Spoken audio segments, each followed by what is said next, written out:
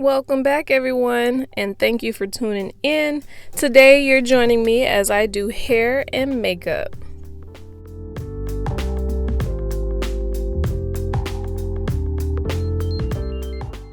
So as we get started, we're going to separate the hair from ear to ear. I like to place my client's hair in 3 to 4 sections. That's separating the front section from the back, and then I split it in half horizontally in the back of the head and clip that away so that I can start at the nape of the neck pretty much. Whether it's curling or doing a ponytail style, these would be a good sectioning method for you to use if you are a hairstylist. So today we are going to give our client some nice loose curls while keeping in mind that the length of her hair, we want to avoid it looking all Shirley Temple-ish. So what you see me doing here is I'm curling the hair going from underneath, curling it over.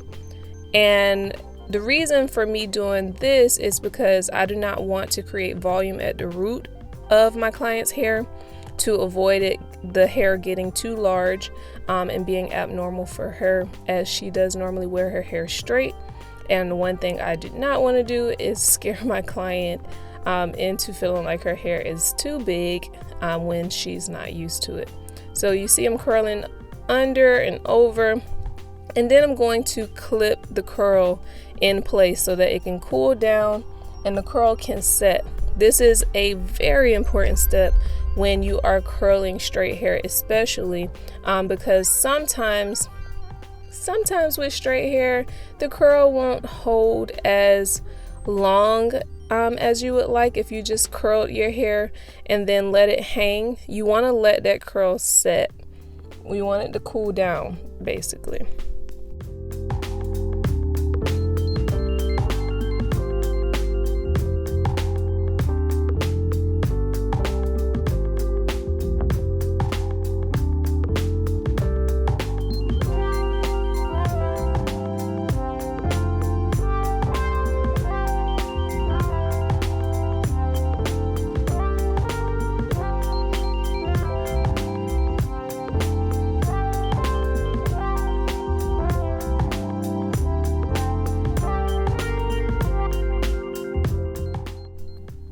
So we're going in with Kenra's Thermal Styling Spray.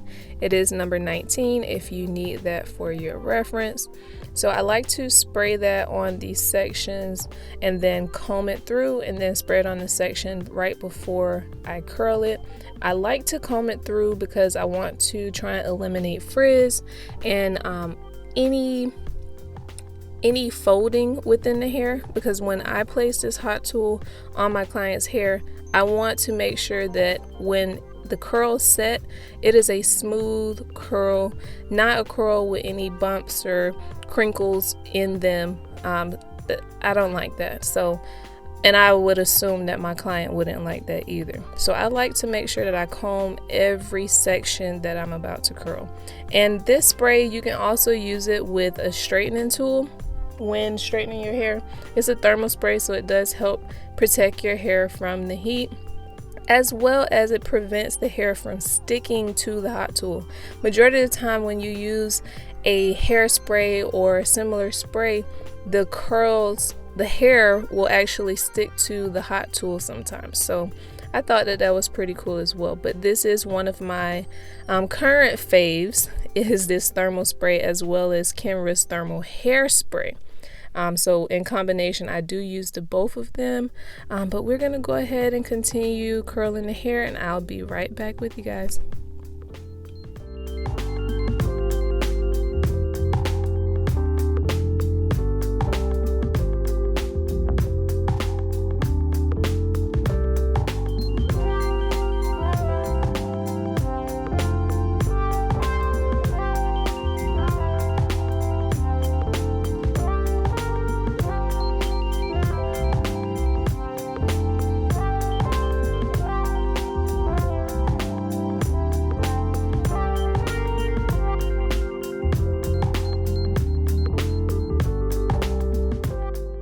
Now that we're at the apex of the head, I'm going to curl under this time, as I do not want it to be completely flat in this area. I do want it to continue to have the shape that it would need without having so much volume. So you do see that I am curling in this direction now, but you do see that I'm still leaving space in the beginning for it to still have a little flatness and not too much volume, but to still be able to get that curl in there. And I like to section my hair, especially in areas that other people will see. I like to section it a little diagonal, this way, that way, so that when the hair lays down, you don't necessarily see the parting. The further along we go, you'll see that I could have did a little better above the ear, but trial and error. She loved it. And yeah, I'll be back with you guys because we are doing makeup next, so I don't want to spend too much time on curling the hair, as you will see the finished product at the end. So you do see the basics of curling the hair. We're gonna go ahead and hop on over to starting the makeup.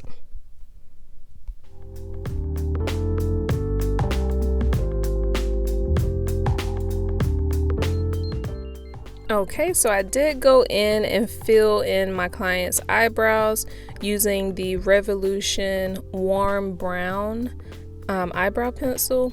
And now we're going in and cleaning up the eyebrows using a concealer.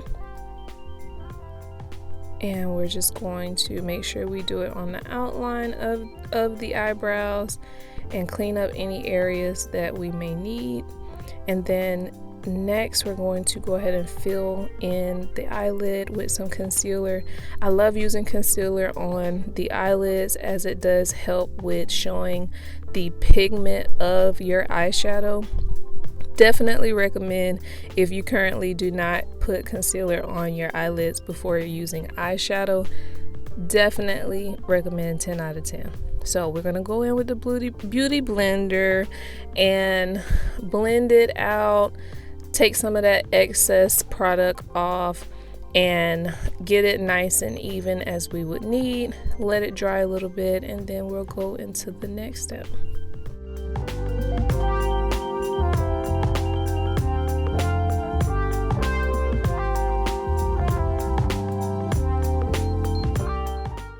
So now we're going in with our eyeshadow, filling in the crease area. I did go above the crease area and near the brow bone, as my client does have somewhat of a hooded eye, and you want to make sure that when your client opens their eyes that they're able and you're able to see the eyeshadow still without it fully disappearing within their eyelid. So I like to go in with a little bit of a lighter shade, then build up on it for the color that I would want it to be, and then transition over to the other tones. I like to go a little darker, and then towards the end, of course, I do the actual lid portion, which is normally like a highlighted area, so that's where you would normally use like a shimmer, or you could use a lighter matte color. But I love shimmer. I love natural looks, to be honest. Whenever I do my makeup, it's always a natural look, and I do prefer to do natural looks on other people, but I am open to exploring more and doing different types of things, as I do enjoy beauty and being in the beauty industry. So it's nice, it's awesome. It's like playing dress up for life and getting paid to do it. So hey, why not? So you see that I did go in with a little bit of the darker area, filled it out, let her open her eyes a little bit to see if I'm able to see it above her lids while her eyes are open. So I went up a little more. I like to make my blending seamless. I don't like to have any open seams. I don't like you to be able to see where the lighter color transition to the darker color, which I think most people prefer that anyways. But yeah, so we're gonna go in with the shimmer And yeah.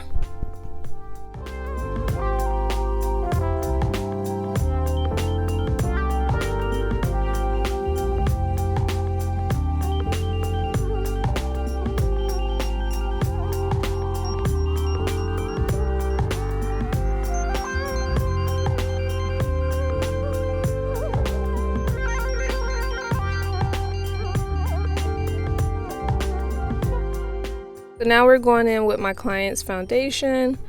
She did provide me her foundation color that she uses normally. So we're going in with that, using the Beauty Blender to make sure that we get it nice and absorbed into her skin.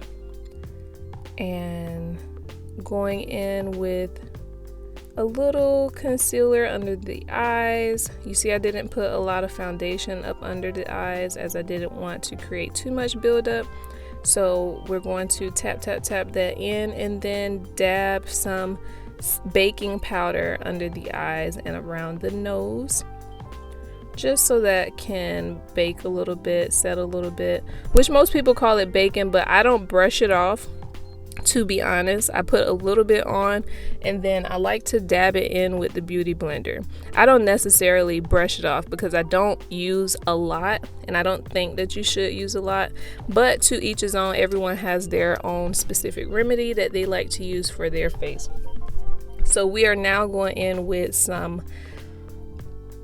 contouring with some bronzer, and I did start to notice that, okay, this color is a little darker than it needs to be, and I was like, girl, let me go ahead and clean some of this up, because I do not want you walking around here looking like a Jersey girl, because you don't, when a client doesn't use a lot of bronzer naturally, you do not want to do that to their face. So I did go in and correct the darker areas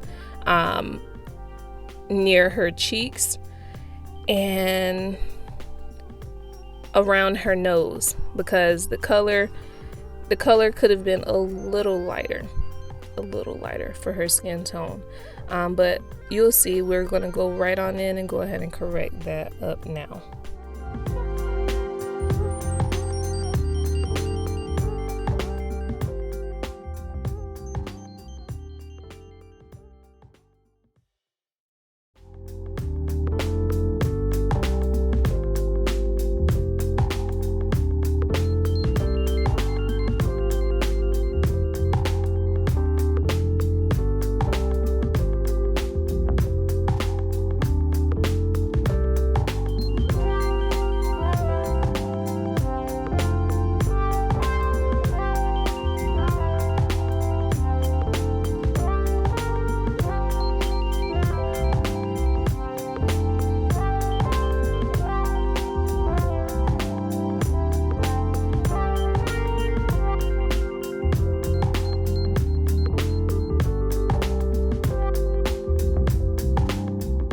Now we're going to go in with what I call my signature under eye look.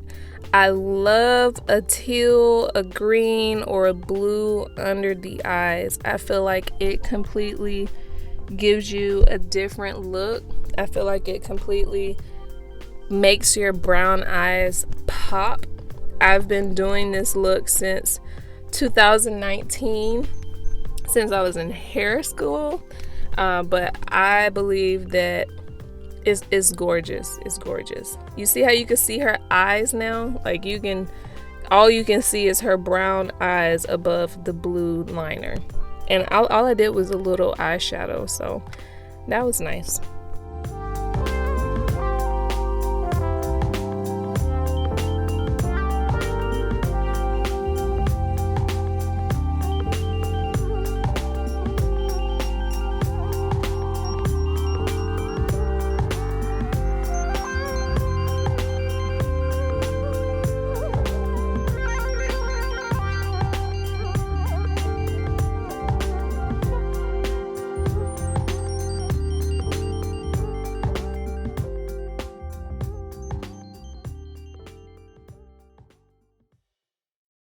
And now we're going in with eyeliner for both eyes prior to placing the lashes on. I like to put my eyeliner on before doing the lashes because it does cover up that area nearest the lash line. And one thing you don't want is to put your lashes on and for you to be able to see your eyelid between your lashes and your false lashes or anything like that. So I like to put eyeliner first, get that area nice and dark, and then go ahead and place the eyelashes on top of the eyeliner. Then go in and clean it up a little bit with a little more eyeliner on top, but not too much.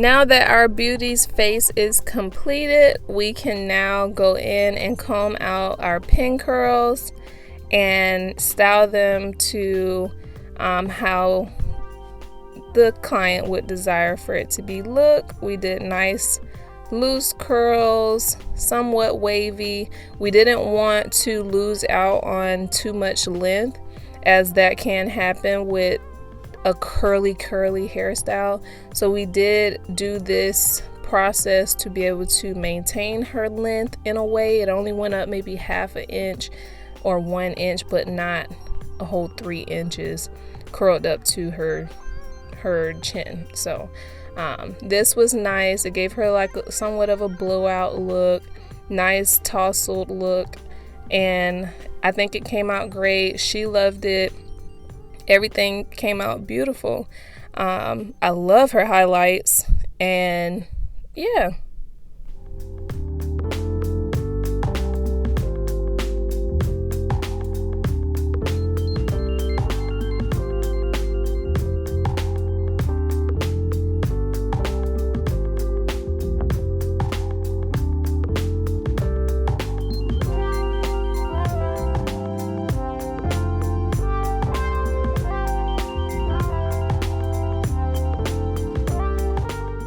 Okay, and after you've styled the hair to the desire that you both have for the finished look, you can then show your client their beautiful new and improved look, ready for their day, their date night, their wedding, their birthday, whatever. However, but look how gorgeous this turned out. It made me so excited to be able to do this for her, and she looks beautiful.